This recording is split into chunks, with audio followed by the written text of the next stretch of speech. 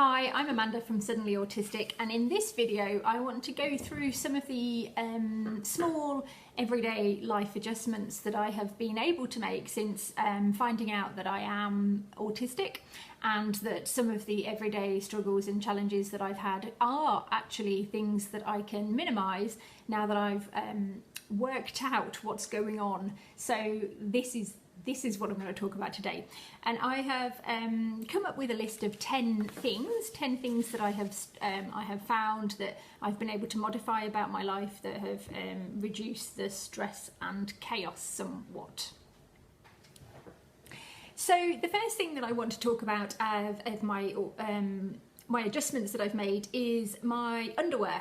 So I thought I'd start off with that because it was literally the first thing that I thought of, and I thought, well, this is actually has some pangs of stereotypical autism in it, so that's really, I'm kind of like making fun of myself, I guess, in a way, and also accepting that these things make a big difference. So the situation was I was finding myself every day taking ages to find underwear. Not least because I'd crammed everything into one drawer, which is part of me being completely unorganised and unable to organise anything really, generally in my life.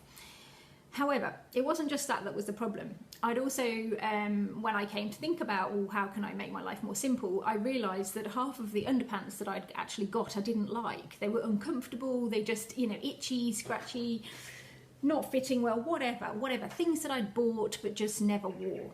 So one of the first things I've done as my autistic adjustment is, firstly, my husband created some new drawers. So he built some drawers so that I could separate my stuff. So that's immediately amazing. The second thing is, once I gathered together my underpants, I sorted out the ones that I was never actually going to wear, if I was honest with myself, and left myself with the ones that I was comfortable with. Then, this is the kicker, I went out to the shops while I still could, because it was pre-COVID lockdown, and bought myself the same pair again and again. So I was able to basically have all the same underwear in one drawer, and now I have no problems in that department at all.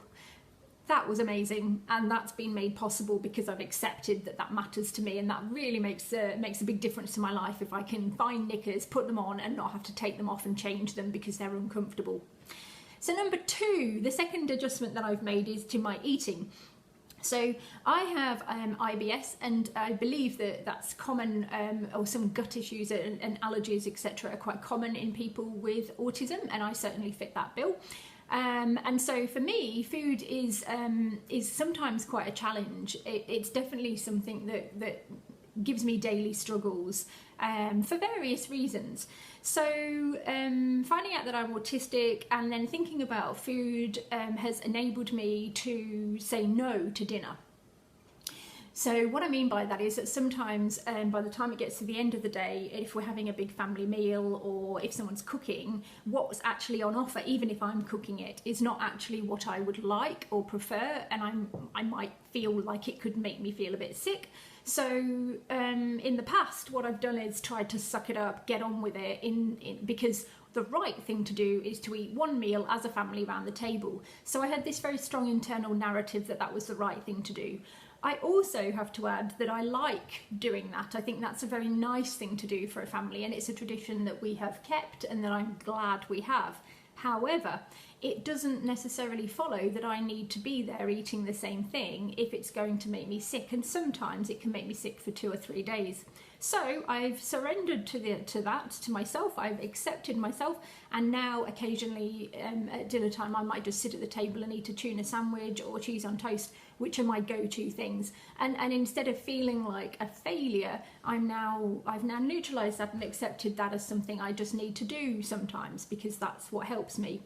The other thing that I've, in terms of eating, is I've allowed myself to stop stressing about wanting to eat the same thing every day for breakfast, or a variety of maybe 2 or 3 options, depending on how adventurous I'm getting.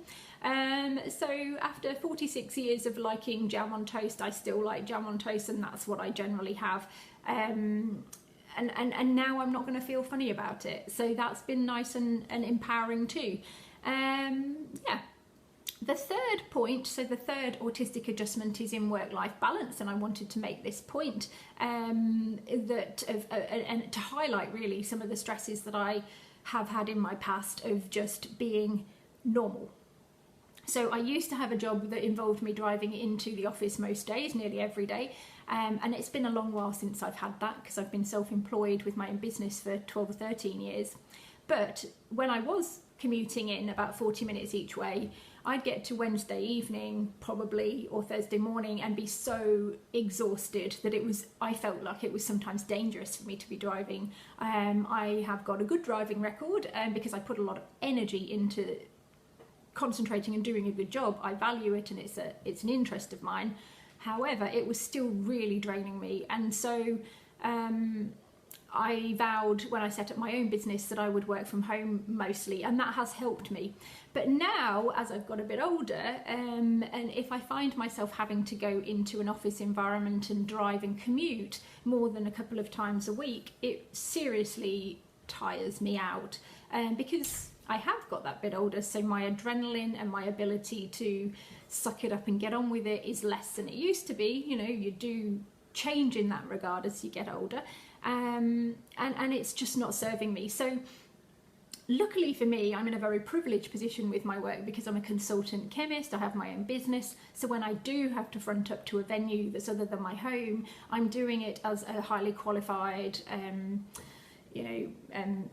not executive, but what do you mean? Like somebody, you know, who has got a level of power over how they do things. So it's been relatively easy for me to enforce that and and now I have my understanding of my autism. It's even easier for me to talk to my the people who employ me to do a certain job or whatever, or hire me, and say, look, this is how I perform best. It's not because, you know, I'm lazy or whatever, because this sort of internal ableist narrative has been very strong with me. So I felt like if they want me to do this 3 or 4 days a week, I should be able to do this 3 or 4 days a week, when the reality is I can't, and I need to accept that in trying to perform in this normative way, I'm actually not able to do what they're employing me to do, which is to bring this extraordinary insight into chemistry. So anyway, that's that. The other things in terms of work is I have allowed myself to take headphones into the office on occasion if I am in an office environment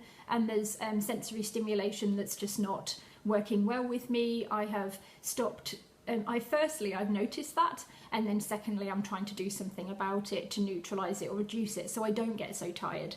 And so that's that. Yes, clearly my work balance thing is coming from a position of privilege, and I do accept that. But it has been something I can change, and it has been something I have changed. The fourth point I want to make is about clothing in general, so not just underpants, this is general clothes. Okay, so I wrote down these 4 things. A, washing and wearing the same thing over again is fine. I like doing that. Not all the time, but sometimes. B, comfort over style in the shoe department was a great choice. I made a choice very early on in my life, after a couple of false starts, that I would not just wear the shoes that I was supposed to wear for my position. So I've been in sales as a rep on the road, as a marketing person, as a product manager, as a trainer, etc. All these sort of things, teaching, all the rest, where I'm supposed to, or it's preferred if you look elegant and ladylike, or whatever that is. And I have stuck to my flat shoes and my sensible shoes, and I'm glad about that. And I have extended it now to other things, so that I suppose there was always that element of I'm failing at womanhood or something about it, but now I've gone, no, I'm not. This is what I need to do, this for my health and well-being. It's not a fashion thing, it's about my whole thing. And even if it was just a fashion thing, who cares? But I've been able to accept it on a higher level. C was keeping clothes and wearing them until they fall apart is fine. I do that. I just do, because if something's comfortable, I will keep on wearing it, regardless of whether it's in style or not. And D, replacing worn out clothes for newer versions of the same thing is also fine. I also do that. And the resistance to me accepting that about myself was probably because I used to make jokes of my father for doing exactly the same thing. And here I am finding myself admitting that I also like to do that. So there you go, the circle of life. Number 5 was family viewing. So this is to do with TV time when we're all together as a family. And what I put down here, what I've the autistic adjustments or conversations I've had around me is subtitles. So I had been having subtitles on the TV for a little while because I also have a hearing loss, which is making it difficult for me to hear and discern speaking. So not all the time, but certain wavelengths I really struggle with. So I had the subtitles on for that. But what I've realised is the subtitles also help me stay with the programme and understand the plot, because I don't always pick up the information from the characters' faces and the subtle body language that the other members of my family are doing. So in order to stop me asking lots of questions, I have the subtitles on. So how have I made this adjustment? Well, it's really, again, another adjustment in my mindset and my understanding of myself, and then my ability to communicate that need to the family, and so they can accept it on that level too.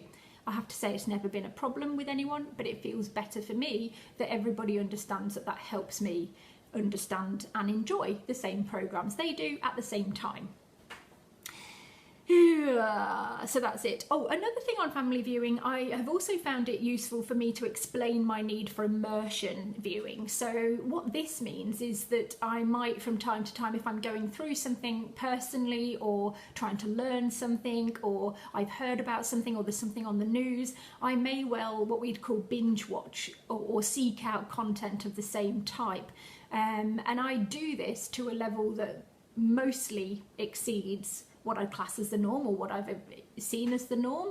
So I can do this to a great level, and much to the potential annoyance of other family members. So me accepting that about myself, recognising that other people don't do that and perhaps don't even want to do that, or might find that kind of immersion distressing, especially if the topic that I'm looking into is quite traumatic or, you know, not easy watching, then I've accepted that about myself, and I might take that kind of viewing elsewhere.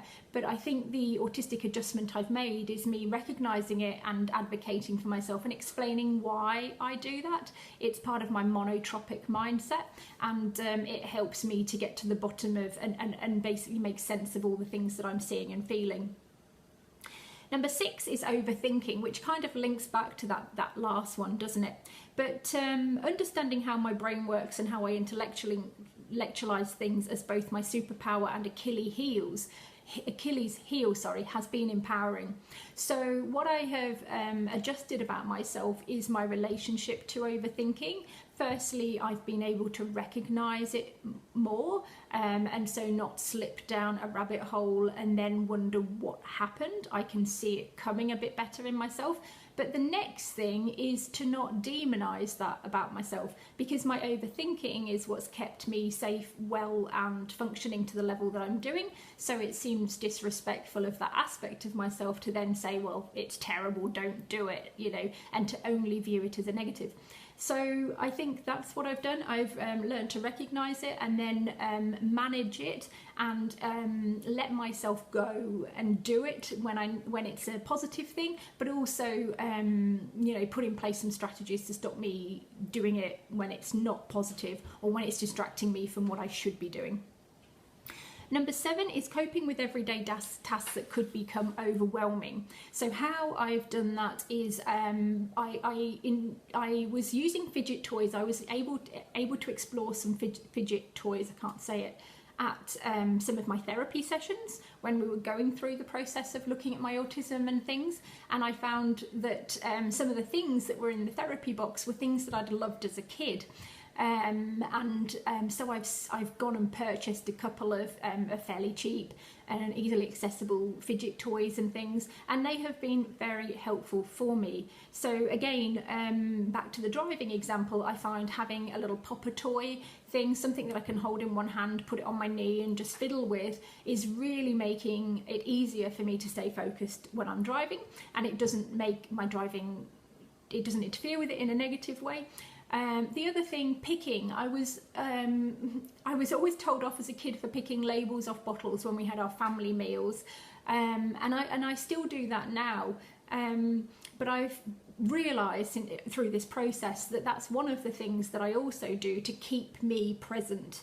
So fiddling with things, doodling, you know, scratching things, whatever it is, that fine motor, you know, something to do, actually keeps me in a family or in what would otherwise be a stressful social environment, and it takes away some of that stress, and it makes me feel more connected, so I can participate for longer.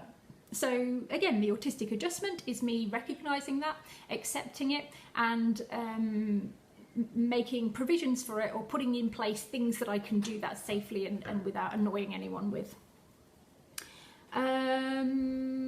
The other thing with that, with everyday tasks, is kind of self-talk about how I do things. So I'm really bad at putting things in cupboards, and when I say really bad, I don't do it well at all. In fact, it's quite a joke in our family that if you open a cupboard, everything will usually fall out. So that's the laundry, the kitchen, whatever, because I tend to shove things.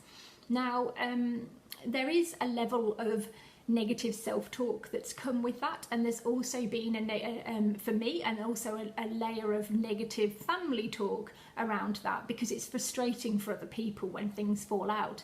But me explaining that, you know, I understand that the way I do things in terms of stacking and packing cupboards and shelves is not good, but honestly, it's usually the best I can do. I'm not doing it to be annoying, I'm not rushing, and I'm not valuing a clean or organised cupboard. I just can't achieve it.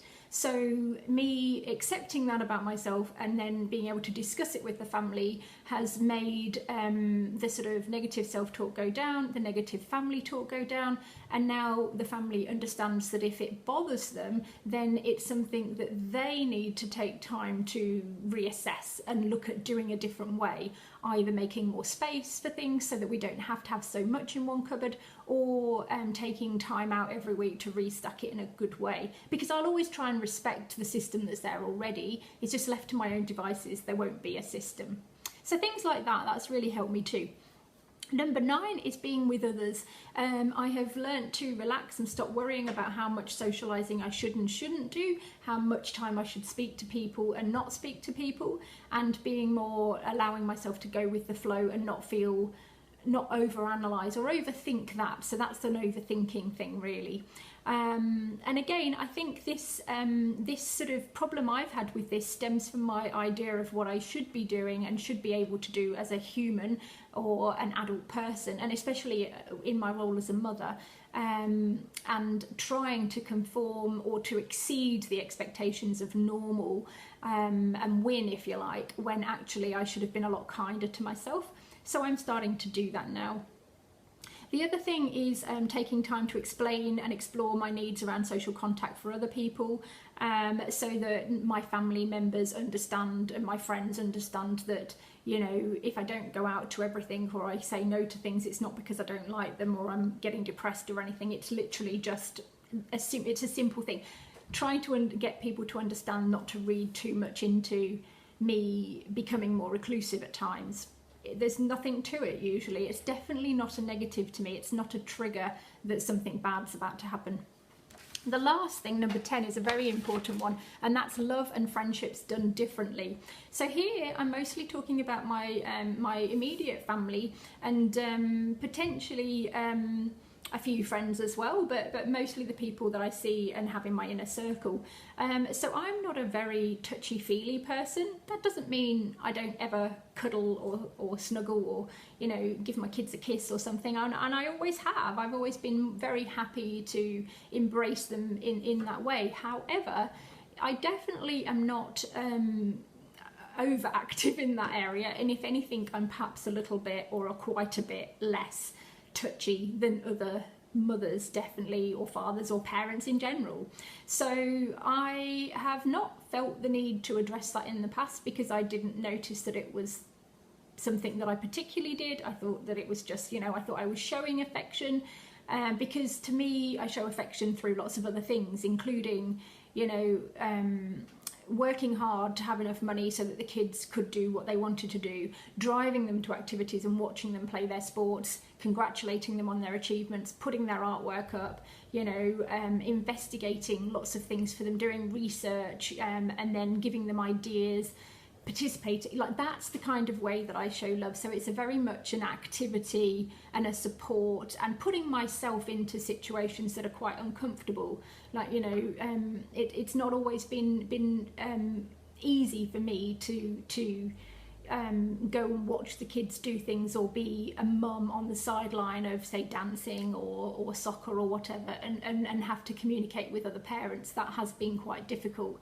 and I found it very challenging. But to me, because I love my family and my kids, I've done it, and I've done it willingly, because I felt like the detriment to me was not, didn't exceed the benefit to everybody.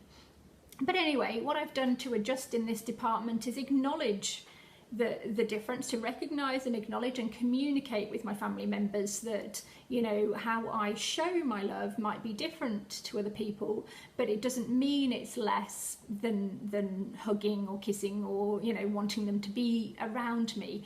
I love my children very deeply, and now that they're young adults and leaving and going and doing their own things, just because I'm happy about that, which I am, because I feel that's what you should do as a young adult, go and explore the world and do your own thing. It doesn't mean that I'm happy because I hate them. It means I'm happy because I feel glad that they're confident enough to take that on, and that I will seek joy and I will feel connected to them through hearing about their stories and adventures and about the things that they do next. So anyway, those are some of the things that I found. The list, I'm sure, will apply to lots of people at lots of times, and not just be something that's linked to my autism or anything else. But for me, these writing this list down and recognising how far I've come has only been possible through understanding that I'm autistic, and having a bit more insight into myself. So unfortunately for me as a person, I felt like I knew myself quite well, and I was quite in touch with myself, and I was really good at self-advocacy. But as I went through the autism assessment process, I realised that I was actually quite blind to some things, how my behaviour affected others, how others affected me, how I was in the world, and why I was doing or feeling certain things. So this list of 10 things may be simple, but they have made the world of difference to me, and hopefully they might make the world of difference to you too. And if you have got underpants that are not comfortable, I was going to say donate them, but that's probably not right. You know, get rid of them. They probably are giving you more stress than it's worth.